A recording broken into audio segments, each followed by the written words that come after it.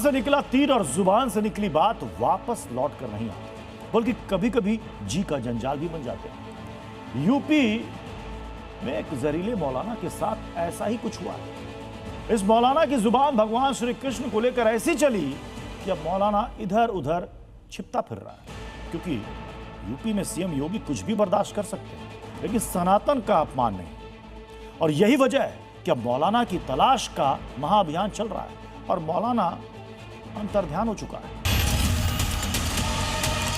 बरेली में भी एक मौलवी बहुत मचल रहा था, कैसा उपचार हुआ आपने देखा होगा। परिवार का कोई भी सदस्य कैमरे के सामने आने से बचते हुए यहाँ पर नजर आए हैं। पाताल के अंदर भी छुपा होगा, वहां से भी उसको निकाल करके बाहर लाएंगे। सीएम योगी ने कहा और योगी फोर्स ने मुहिम शुरू कर दी। मुहिम उस जहरीले और बड़बोले मौलाना जर्जिस को पकड़ने की जिसने सनातनियों के आराध्य भगवान कृष्ण का अपमान किया था। अब मौलाना को योगी फोर्स दिन में खोज रही है। मौलाना को योगी फोर्स रात में तलाश कर रही है। मौलाना को योगी का बुलडोजर भी खोज रहा है। मौलाना जर्जिस की तलाश का महाअभियान शुरू हो गया है। योगी फोर्स ने उसकी तलाश में दिन रात एक कर दिया है। भगवान कृष्ण को लेकर दिए गए उसके विवादित बयान के बाद उसके खिलाफ लखनऊ के हजरतगंज थाने में एफआईआर दर्ज हो चुकी है। गुस्साए लोग उसके खिलाफ बुलडोजर एक्शन की डिमांड कर रहे हैं, यानी अब बुलडोजर भी उसे तलाश रहा है। मौलाना जर्जिस को भी एहसास हो चुका है कि उसका बड़बोलापन उसके लिए मुसीबत की घंटी बजा चुका है। लिहाजा वो इटावा स्थित अपना घर छोड़कर फरार हो गया है। उसने अपनी तकरीरें रद्द कर दी हैं। वो कहीं अंडरग्राउंड हो गया है। उसके खास लोगों को भी नहीं पता कि मौलाना आखिर गया कहाँ। मौलाना की तलाश में जी मीडिया की टीम उसके घर भी पहुंची, लेकिन घर बंद मिला। घर पे कोई है? मौलाना जर्जिस अंसारी जी का यही आवाज है। मौलाना जर्जिस अंसारी के घर पर हम जांच पड़ताल करने के लिए पहुंचे, उनसे परिवार के लोगों से बात करने के लिए पहुंचे, तो परिवार का कोई भी सदस्य कैमरे के सामने आने से बचते हुए यहाँ पर नजर आए हैं। मौलाना जर्जिस ने ऐसा क्या कहा था जो वो सीएम योगी के रडार पर आ गया? ऐसा कौन सा बयान उसने दिया था कि सनातनियों की त्योरियां चढ़ गईं? उसका बयान भी सुन लीजिए। मौलाना ने बयान तो दे दिया, लेकिन उसे अंदाजा भी नहीं था कि ये उत्तर प्रदेश है, जहां सब कुछ बर्दाश्त किया जा सकता है, लेकिन सनातन का अपमान नहीं। यही वजह है कि मौलाना के खिलाफ यूपी के अलग अलग जिलों में अब प्रदर्शन हो रहा है। लखनऊ में जर्जिस के खिलाफ हिंदू संगठन सड़क पर उतरे। मुरादाबाद में भी जर्जिस के बयान को लेकर सनातनियों ने तगड़ा आक्रोश दिखाया।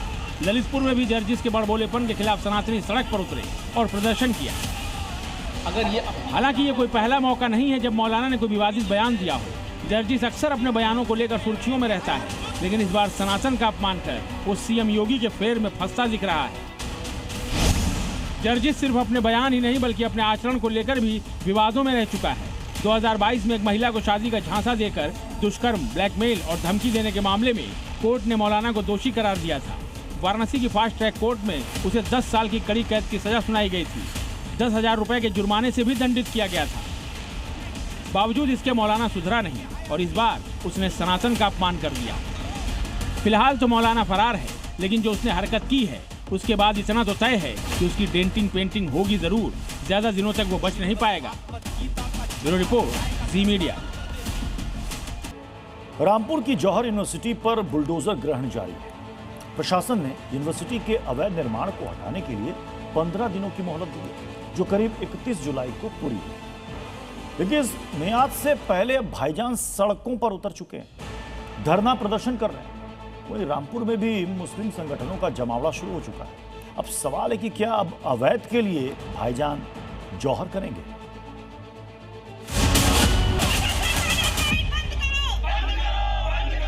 आखिर सरकार को क्या दिक्कत हो रही है इस यूनिवर्सिटी से? जौहर यूनिवर्सिटी पर बुलडोजर ना चले, इसके लिए धरना प्रदर्शन का सिलसिला बीते 3 दिनों से जारी है। जहां एक तरफ रामपुर में जौहर यूनिवर्सिटी के बाहर छात्र प्रोटेस्ट कर रहे हैं और इस धरना प्रदर्शन के समर्थन में जमाते इस्लामी जैसे मुस्लिम संगठन उतर चुके हैं, तो वहीं रामपुर से करीब 350 किलोमीटर दूर यानी आगरा में भी मुस्लिम महापंचायत मोहम्मद अली जौहर यूनिवर्सिटी को तोड़े जाने के विरोध में सड़कों पर उतरी। पोस्टर बैनर के साथ सड़कों पर नारेबाजी की जा रही है। सिर्फ और सिर्फ इसलिए ताकि योगी का धुरंधर रामपुर की जौहर यूनिवर्सिटी को जमींदोज न कर सके। अगर ये तानाशाह सरकार नहीं मानी तो सोनम वांगचुक को जिस तरीके से उन्होंने भूख हड़ताल की, हम जंतर मंतर पर जाकर भूख हड़ताल करने का भी काम करेंगे, सड़क से लेकर संसद तक मार्च करने का भी काम करेंगे, क्योंकि अब बात शिक्षा की है, देश के भविष्य की है। इसके लिए चाहे हमें बुलडोजर अगर चलता है तो पहली लाश नदीम नूर की होगी, नदीम नूर के ऊपर से बुलडोजर को चढ़ के जाना पड़ेगा, उसके बाद जौहर यूनिवर्सिटी को हाथ लगाना पड़ेगा। अब इसे अपील समझें या फिर सरासर योगी सरकार को धमकी, क्योंकि उत्तर प्रदेश मुस्लिम महापंचायत के सरपंच नदीम नूर जिस तरह सरकार को चेतावनी दे रहे हैं, जिस तरह खुद पर बुलडोजर चलाने का ऐलान कर रहे हैं, उन्हें सुनकर ऐसा लग रहा है मानो रामपुर की जौहर यूनिवर्सिटी पूरी तरह वैध है और सरकार की कार्रवाई अवैध। जबकि जांच में यह खुलासा हुआ है कि रामपुर की जौहर यूनिवर्सिटी के 40 में से 38 भवन अवैध हैं। ऐसे में प्रशासन ने 38 भवनों को तोड़ने का नोटिस जारी किया। यूनिवर्सिटी प्रशासन को करीब 15 दिनों की मोहलत दी।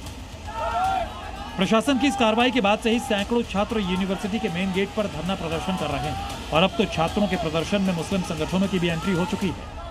आप जब बात करते हैं, शिक्षा की बात करते हैं, एजुकेशन की बात करते हैं और इसके साथ फिर आप इस तरह का जो यानी काम करते हैं, वो बहुत शर्मजनक, शर्म के लायक है और इसको यानी रोकना चाहिए। ये हम सब लोगों की जिम्मेदारी है। अपना समर्थन देने के लिए जौहर यूनिवर्सिटी के छात्रों और मुस्लिम संगठनों की मांग है कि इस पूरे विवाद का हल बातचीत से निकाला जाए, न कि बुलडोजर चलाया जाए। मगर योगी सरकार का भी स्टैंड क्लियर है, अवैध निर्माण या कब्जा योगी राज में कतई नहीं चलेगा।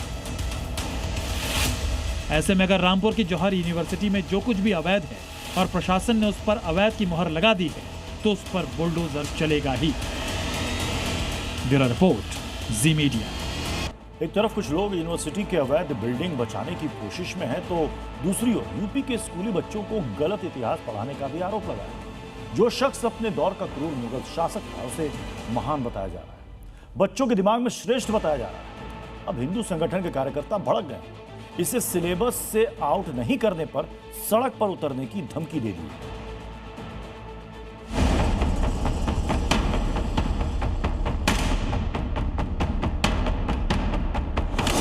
अकबर ने हिंदुओं के सिरों की मीनार बनवाई। 13,000 महिलाओं ने अग्नि में जौहर किया। वो एक क्रूर शासक था, वो एक विधर्मी था। शिक्षा मंत्री को यह बदलना होगा, वरना हम बड़े प्रदर्शन की तैयारी करेंगे। साफ मांग यही है कि ये जो शब्द है महान, इस महानता को यहां से हटा दिया जाए।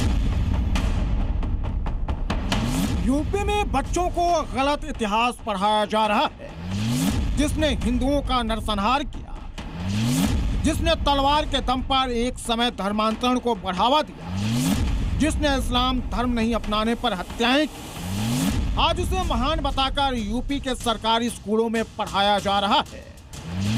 बच्चों के दिमाग में गलत इतिहास को फीड किया जा रहा है। यूपी के मुजफ्फरनगर में गलत इतिहास पढ़ाने को लेकर विवाद हो गया है।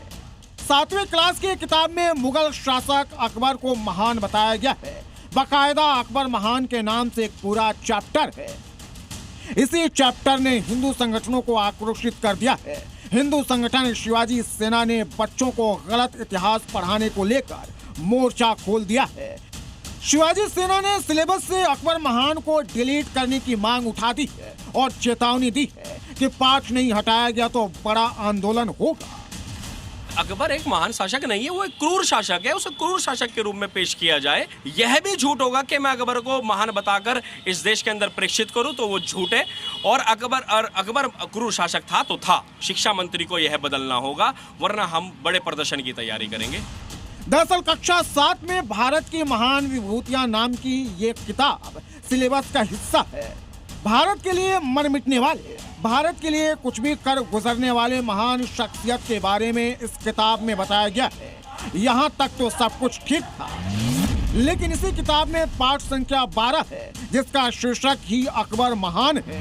इस चैप्टर में अकबर को महान बताया गया है, उसके शासन काल को भी महान बताया गया है। अकबर को हिंदू मुस्लिम एकता का प्रतीक बताया गया है और हिंदू संगठनों का गुस्सा इसी को लेकर 7वें आसमान पर है।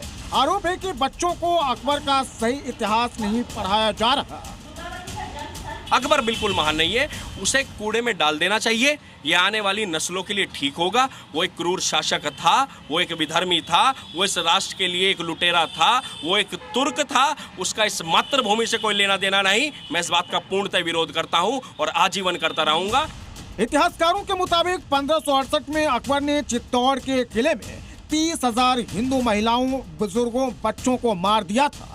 अकबर की कैद से बचने के लिए 10,000 से ज्यादा महिलाओं ने जौहर कर लिया था। अकबर इस्लाम धर्म नहीं अपनाने पर गैर मुस्लिमों को बंदी बना लेता था। अकबर के शासन काल में मथुरा, वाराणसी और सोमनाथ में हिंदू मंदिरों को तोड़ने का भी इतिहास में जिक्र है। लेकिन इसके बावजूद भी यूपी के सरकारी स्कूलों में बच्चों को अकबर महान का पाठ पढ़ाया जा रहा है। यहाँ तक कि टीचर भी अकबर को महान राजा बता रहे हैं। महान थे, तभी तो हमें आज उन्हें इतना स्थान दिया कि हमें बच्चों को पढ़ा रहे हैं। हम उनको कुछ तो उन्होंने इस तरह के कार्य किए होंगे कि आज बच्चों को उनके बारे में बताया जा रहा है। 2025-26 के पाठ्यक्रम सेशन में भी इसको लेकर बवाल हुआ था, लेकिन इसके बाद भी 2026-27 के सेशन में इसे नहीं बदला गया। इतिहास के तौर पर बच्चों को बताना चाहिए, इसमें कोई हर्ज की बात नहीं है। किसी के विरोध से आप पाठ्यक्रम से हटा दीजिए और बच्चों को इतिहास ना मालूम हो आपके जज्बात की वजह से, मेरे ख्याल से ये बिल्कुल गलत है। सवाल है कि सिलेबस तैयार किसने किया, उच्च अधिकारियों ने इसे हटाया क्यों नहीं? क्या ये महज एक गलती है या फिर शिक्षा माफिया के साथ अधिकारियों की कोई मिली भगत है ताकि किताब को बेचा जा सके? मुजफ्फरनगर से ब्रिजेश तिवारी के साथ ब्यूरो रिपोर्ट, ज़ी मीडिया। विवाद किताब के चैप्टर को लेकर है तो विवाद राम मंदिर चढ़ावे की चोरी पर भी। राम मंदिर चढ़ावा चोरी पर जैसे जैसे पूछताछ आगे बढ़ रही है, चढ़ावा चोरी से खड़ी की गई संपत्तियों की जानकारियां भी सामने आ रही है। टिन्नू यादव ने रामधन को चुराकर न सिर्फ आलीशान घर बनवाया, बल्कि आरोप तो यह भी है कि महंगी कार और महंगी बाइक भी खरीदी थी। अब तो चढ़ावा चोरी पर एसआईटी की जांच रिपोर्ट सुप्रीम कोर्ट को सौंप दी गई है और हो सकता है कि जांच के लिए नए सिरे से एसआईटी बनाई जाए।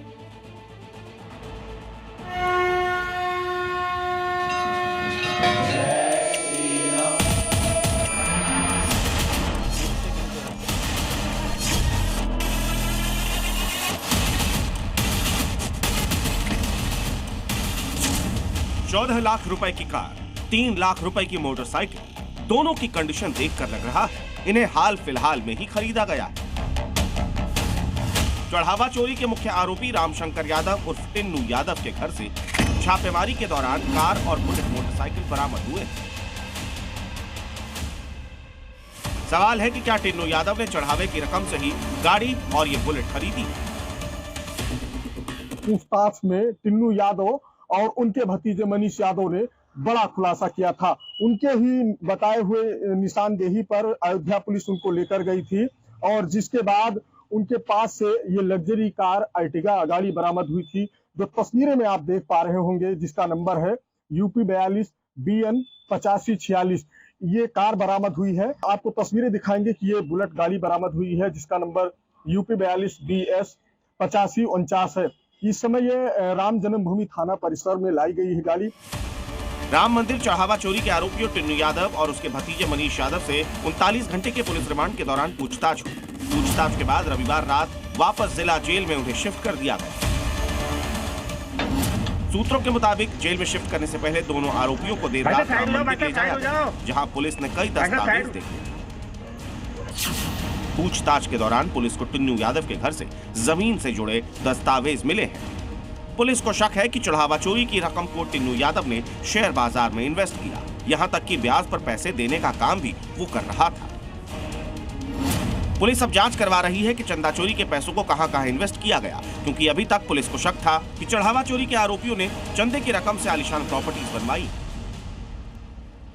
पुलिस को टिन्नू यादव की पत्नी के नाम पर रजिस्टर्ड फॉर्म में भी चढ़ावा चोरी के पैसों को भेजे जाने का शक है। राम मंदिर चढ़ावा चोरी पर सुप्रीम कोर्ट में भी सुनवाई हुई। एसआईटी ने अपनी जांच रिपोर्ट सुप्रीम कोर्ट में सौंप दी। सुप्रीम कोर्ट ने एक नई एसआईटी गठित करने का सुझाव दिया है। क्योंकि यूपी सरकार ने कोर्ट को बताया है कि जो SIT बनाई गई थी वो अब जांच नहीं कर रही है। अब जांच यूपी पुलिस के जिम्मे। आस्था के नाम के ऊपर जो खेल हो रहा है देश के अंदर वो बंद होना चाहिए। ये आस्था के ऊपर जो चोट हो रही है बंद होनी चाहिए। जिन लोगों ने गलत काम किया है उसको जरूर सजा मिलेगी, जो भी हो, कोई भी हो। तो डेफिनेटली आप काफी लोगों का जेल भी भेज चुके हैं, तो हमारी सरकार जो एकदम न्याय है वो करेंगे। राम मंदिर के दान पात्रों में श्रद्धालुओं की ओर से अर्पित की गई धनराशि की गणना श्री राम जन्मभूमि तीर्थ क्षेत्र ट्रस्ट ने 2 शिफ्टों में फिर शुरू करवा दी है। प्रत्येक शिफ्ट में 10 से 12 कर्मियों का समूह काउंटिंग कर रहा है। पहली शिफ्ट सुबह 8 बजे से 2 बजे तक है, जबकि चढ़ावे की गिनती करने के लिए दूसरी शिफ्ट की टाइमिंग दोपहर 2 बजे से शाम 8 बजे तक है।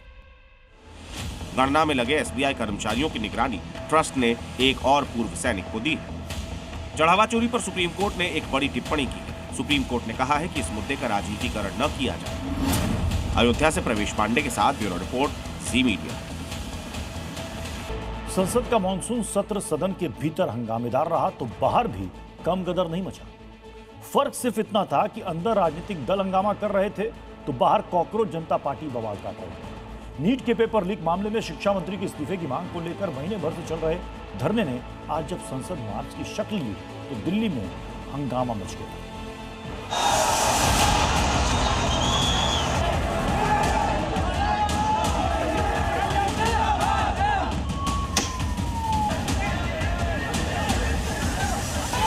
जंतर मंतर से संसद की ओर बढ़ती हजारों की भीड़ को रोकने के लिए खड़ी की गई बैरिकेडिंग की दीवार। उन्मादी भीड़ बैरिकेडिंग की दीवार तोड़कर संसद की ओर बढ़ना चाहती थी। मौके पर मौजूद सुरक्षाकर्मी प्रदर्शनकारियों को बार बार चेतावनी दे रहे थे। आप सभी को बार बार सूचित किया जा रहा है, इस क्षेत्र में धारा 163 BNSS लागू है। यहाँ पर किसी भी तरह का कोई भी प्रोटेस्ट नहीं किया जा सकता। आप इस क्षेत्र को तुरंत खाली कर दें, वरना आपके खिलाफ कानूनी कार्रवाई की जाएगी। बावजूद इसके प्रदर्शनकारी कुछ भी सुनने को तैयार नहीं थे। प्रदर्शनकारी रायसीना रोड, विजय चौक और संसद भवन के मुख्य प्रवेश द्वार से कुछ 100 मीटर की दूरी तक जा पहुंचे। जिस समय प्रदर्शनकारी संसद के नजदीक पहुंचे, संसद चल रही थी। PM समेत कई सांसद और मंत्री संसद के भीतर मौजूद थे। प्रदर्शनकारी संसद की ओर बढ़ने की कोशिश कर रहे थे, जिसे देखते हुए संसद की सुरक्षा में तैनात सुरक्षाकर्मी हरकत में आ गए। संसद की सुरक्षा में तैनात CISF ने भी मोर्चा संभाल लिया। संसद का मुख्य द्वार बंद कर दिया गया। किसी भी स्थिति से निपटने के लिए सुरक्षा कर्मियों ने मोर्चा संभाल लिया। इसी के बाद संसद के नजदीक प्रदर्शनकारियों को हटाने और खदेड़ने के लिए सुरक्षा कर्मियों ने अपना अभियान शुरू किया। पहले आंसू गैस के गोले दागे गए।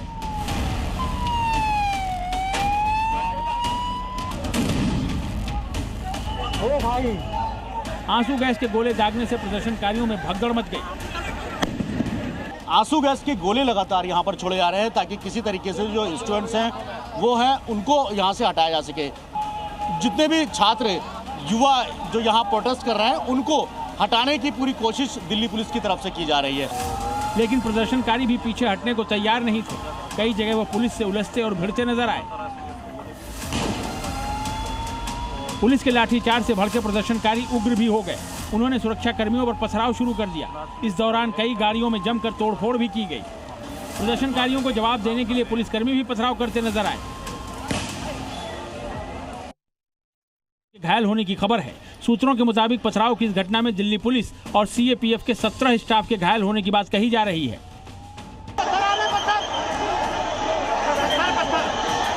हालांकि कुछ देर तक चले हंगामे के बाद सुरक्षा कर्मियों ने प्रदर्शनकारियों को संसद के पास से पीछे की ओर खदेड़ दिया। दिल्ली पुलिस सभी प्रदर्शनकारियों से संयम बरतने और शांति व कानून व्यवस्था बनाए रखने में पुलिस का सहयोग करने की अपील करती है।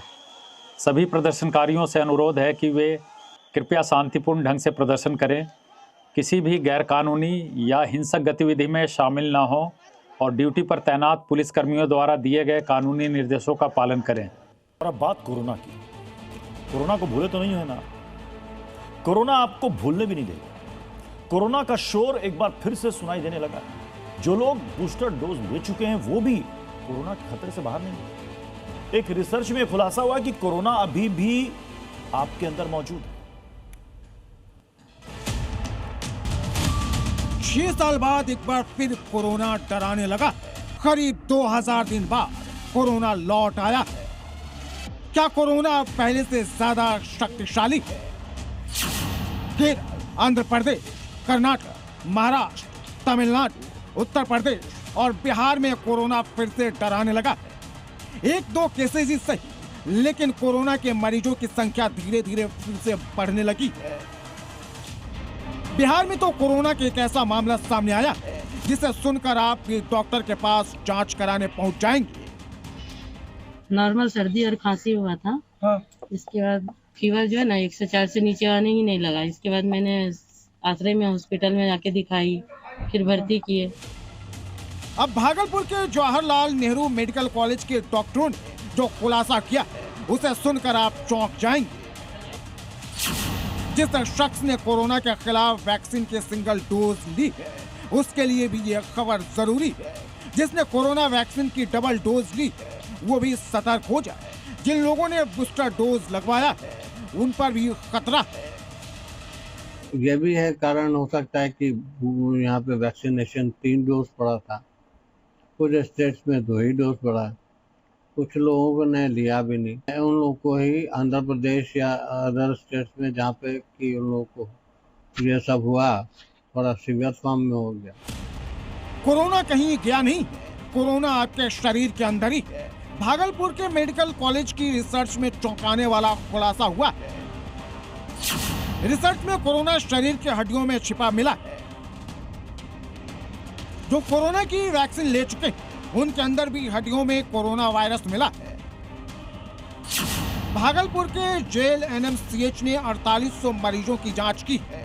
इनमें से 1000 से ज्यादा लोगों में लॉन्ग टर्म कोविड के लक्षण मिले। रिसर्च में लॉन्ग टर्म कोविड से पीड़ित मरीजों में लगातार बुखार, कमजोरी, पैरों में जकड़, नसों में तनाव जैसी समस्या देखने को मिली। बीमारी और दर्द से तड़पते मरीज को अस्पताल इस उम्मीद से ले जाया जाता है कि वहां उसे इलाज मिलेगा, दर्द और बीमारी से राहत मिलेगी। दिल्ली के एक सरकारी अस्पताल में भी एक मरीज को उसके घर वाले इसी उम्मीद से लेकर गए थे, लेकिन वहां उसे इलाज नहीं बल्कि मौत मिली, वो भी कुछ इस रूप में जिसकी किसी ने कल्पना भी नहीं की थी।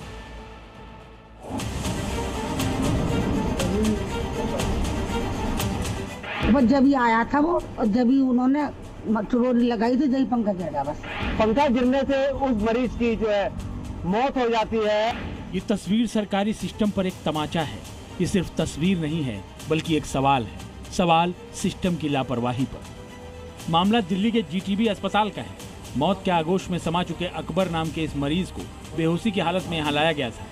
इसे लाया तो इलाज के लिए गया था, लेकिन उसे मौत मिली। आरोप है कि जिस वार्ड नंबर 27 में अकबर भर्ती था वहाँ उसके ऊपर पंखा गिर गया और उसकी मौत हो गई। वार्ड नंबर 27 में मरीज जो है इलाज करने के लिए यहाँ पहुँचता है, बेड पर वह लेटा हुआ था और ऊपर पंखा उसके ऊपर गिर जाता है। पंखा गिरने से उस मरीज की जो है मौत हो जाती है। वहीं पुलिस ने उसके शव को अपने कब्जे में लिया, पोस्टमार्टम करा के जो है परिजनों को सौंप दिया है। इस घटना के बाद पूरे अस्पताल में अफरा तफरी मच गई। हर कोई अपने मरीज को लेकर फिक्रमंद नजर आने लगा, क्योंकि पूरा जीटीबी अस्पताल बदहाली की मार से जूझ रहा है, व्यवस्थाओं की कमियों से जूझ रहा है। हम नहीं बैठे थे और लड़का बीमार है। मरीज के ऊपर गिरा था? हाँ। कैसी हालत थी उसे? वो जब ही आया था वो और जब ही उन्होंने चुरोली लगाई थी जब ही पंखा गिरा, बस। हालांकि अस्पताल प्रबंधन पंखा गिरने से हुई मरीज की मौत के आरोपों को सिरे से खारिज कर रहा है। उसका कहना है मरीज की मौत छत के पंखे की घटना के कारण नहीं बल्कि उसकी पहले से मौजूद बीमारी के चलते हुई है। अस्पताल का दावा है कि पंखा गिरने के तुरंत बाद मरीज की चिकित्सीय जांच की गई और उसके शरीर पर किसी भी तरह की बाहरी चोट के निशान नहीं पाए गए थे। हादसे के बाद जांच के लिए पहुंची टीम को पूरा अस्पताल गंभीर खामियों से जूझता नजर आया। 7वें फ्लोर पर मेडिसिन वार्ड से लेकर दूसरी मंजिलों तक कई जगह एसी बंद मिले।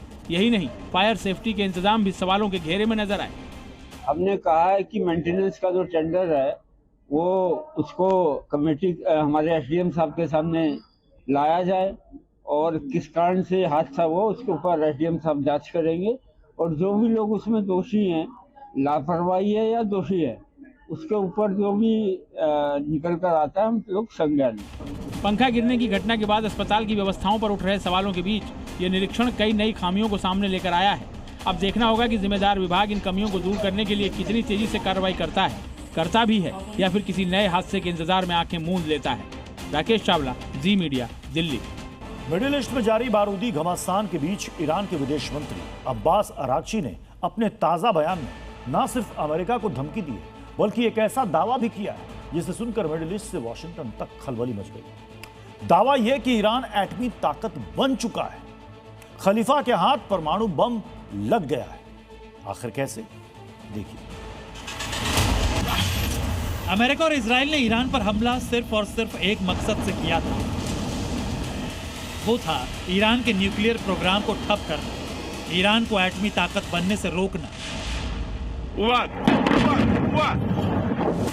अपने इसी मकसद को पूरा करने के लिए 28 फरवरी 2026 को यूएस इजराइल ने ईरान ज्वाइंट स्ट्राइक की, अब तक का सबसे भीषण हमला किया। लेकिन किसे पता था कि अमेरिका इजराइल से छिड़ी जंग के बाद ईरान न्यूक्लियर पावर से लेस हो जाएगा। किसे पता था कि खलीफा को नया एटम बम मिल जाएगा। जिस हॉर्मुज स्ट्रेट को अब तक एक समुद्री रास्ता माना जाता था, अब उसी हॉर्मुज स्ट्रेट को ईरान अपना एटम बम करार दे रहा है, क्योंकि ये पूरी दुनिया देख चुकी है कि जिस वक्त ईरान अमेरिका के बीच जंग पूरे चरम पर थी, मिडिल ईस्ट का कोना कोना बारूदी शोलों से धधक रहा था, उस दौरान ईरान ने हॉर्मुज स्ट्रेट को ब्लॉक कर पूरी दुनिया में हड़कंप मचा दिया था। हालांकि उस दौरान ट्रंप ने ईरान को धमकाने की कोशिश की, हॉर्मुज स्ट्रेट पर कंट्रोल करने के लिए घेराबंदी की, जंगी बेड़ों के जरिए प्रचंड बमबारी की, लेकिन ट्रंप का एक भी दांव हॉर्मुज स्ट्रेट को खुलवा नहीं पाया। आखिरकार ट्रंप को ही ईरान के साथ बातचीत के लिए मजबूर होना पड़ा। लेकिन इस टेबल टॉक में भी बात नहीं बनी, क्योंकि ईरान का स्टैंड क्लियर था, वो ये कि ना तो ईरान किसी धमकी से डरेगा और ना ही किसी लालच में सरेंडर करेगा। ईरान के विदेश मंत्री अब्बास अरागची ने अपने ताजा इंटरव्यू में अमेरिका समेत दुनिया के तमाम देशों को, खासकर खाड़ी के मुस्लिम देशों को चेतावनी दे दी है कि अब ईरान किसी न्यूक्लियर रेस में नहीं दौड़ेगा, बल्कि अपने असली एटम बम यानी हॉर्मुज स्ट्रेट पर दबदबा बनाकर रहेगा। मतलब यह कि फारस की खाड़ी और गल्फ ऑफ ओमान के बीच मौजूद हॉर्मुज स्ट्रेट अब खुले तौर पर मिडिल ईस्ट की जंग का एपिसेंटर बन चुका है, क्योंकि इस समुद्री रास्ते को खलीफा की ब्रिगेड ने न सिर्फ अपने कंट्रोल में ले रखा है, बल्कि इस रास्ते से गुजरने वाला हर ऑयल शिप, हर मालवाहक जहाज IRGC के टारगेट पर है। उन पर ताबड़तोड़ अंदाज में ड्रोन और मिसाइलों से हमले हो रहे हैं।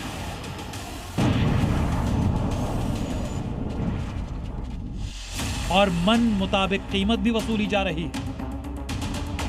अब यह देखना होगा कि ईरान के नए एटम बम यानी हॉर्मुज स्ट्रेट का ट्रिगर खलीफा के हाथ में रहता है या फिर इसे हासिल करने के लिए ट्रंप अपनी पूरी ताकत झोंक देंगे। क्योंकि एक बात तो शीशे की तरह साफ है, हॉर्मुज पर जिसका हक रहेगा, चाहे वो ईरान हो या अमेरिका, मिडिल ईस्ट समेत पूरे इलाके में दबदबा भी उसी का ही रहेगा। Bureau report. भारतीय नौसेना 22 जुलाई को अत्याधुनिक एंटी सबमरीन युद्धपोत INS मालवन को बेड़े में शामिल करेगी और यह समुद्री जंगबाज माहे क्लास का है और इसे बनाने में 80% से ज्यादा स्वदेशी तकनीक और उपकरणों का इस्तेमाल हुआ है। आखिर कैसे INS मालवन दुश्मन को डुबोकर मारेगा, कैसे समंदर का सबसे घातक शिकारी बनेगा, इस रिपोर्ट में देखिए। 48 घंटे बाद भारतीय नौसेना के जंगी बेड़े में शामिल होने वाला ये वही समुद्री जंगबाज है जो न सिर्फ समंदर के चप्पे चप्पे की निगरानी करेगा, बल्कि समंदर के भीतर भी दुश्मन की हर नापाक साजिश को निस्तनाबूद करेगा, वो भी कुछ इस अंदाज में। INS मालवन, यही नाम है इंडियन नेवी के नए जल योद्धा का, जो समंदर की सतह से लेकर गहराई तक विस्फोटक प्रहार करेगा।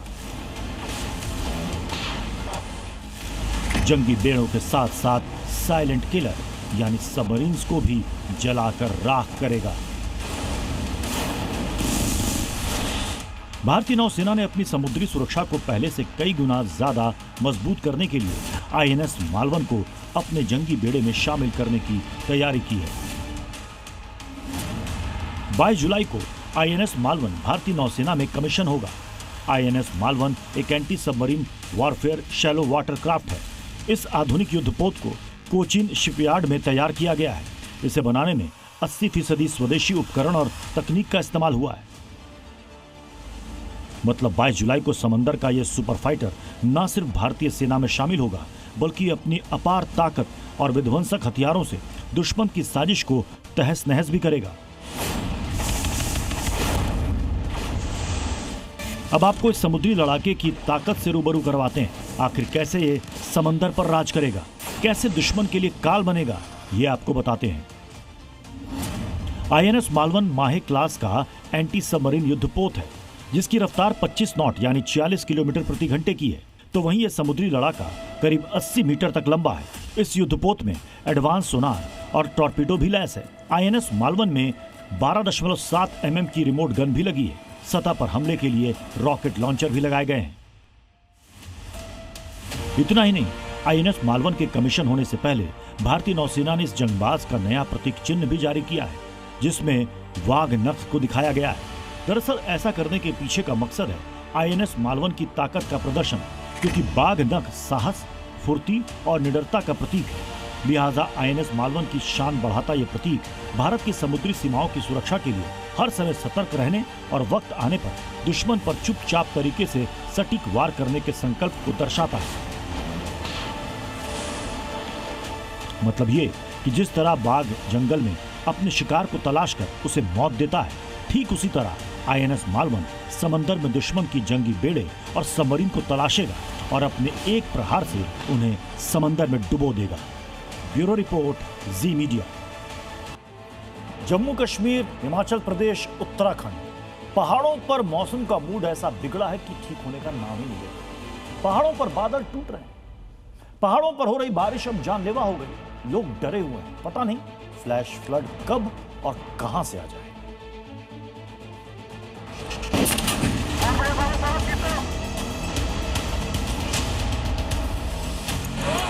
पहाड़ से जब सैलाब उतरा तो गाड़ियां तिनके की तरह बह गई। कुदरत के खौफनाक कहर की ये तस्वीर जम्मू कश्मीर के कारगिल की।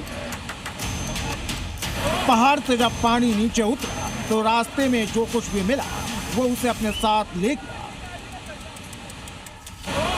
पहली गाड़ी को सैलाब बहा ले, दूसरी गाड़ी भी सैलाब की मार झेल नहीं पाई और बह गई। बेबस लोग सिर्फ इस सैलाब के तांडव का तमाशा ही देखते रहे। पुंछ में एक बार फिर से बादल फटा। पहाड़ों पर बादल फटा तो नीचे जलजला आ गया। नदी नाले उफान पर बहने लगे।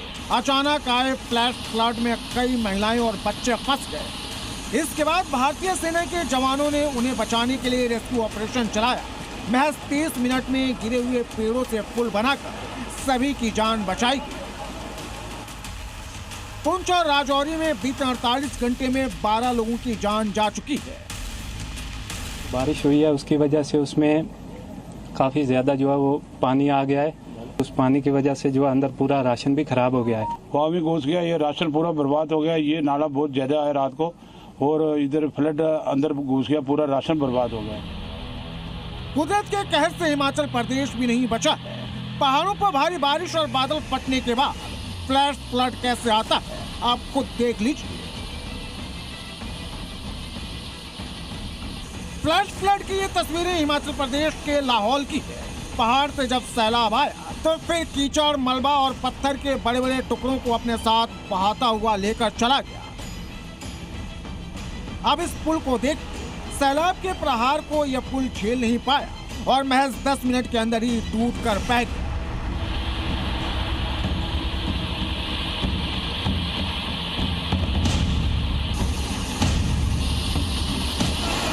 उत्तराखंड में भी आसमानी आफत का कहर जारी।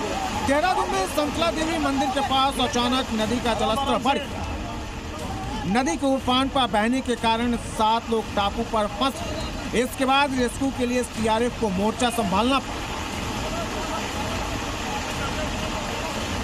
सभी को रस्सी के सहारे बाहर निकाला गया। पानी की रफ्तार इतनी तेज कि अपने साथ बहाकर ले जाने पर आमादा। उत्तराखंड में 22 जनवरी तक भारी बारिश की चेतावनी। खतरे को देखते हुए प्रशासन भी अलर्ट पर, ताकि किसी भी अनहोनी को रोका जा सके। ब्यूरो रिपोर्ट, जी मीडिया।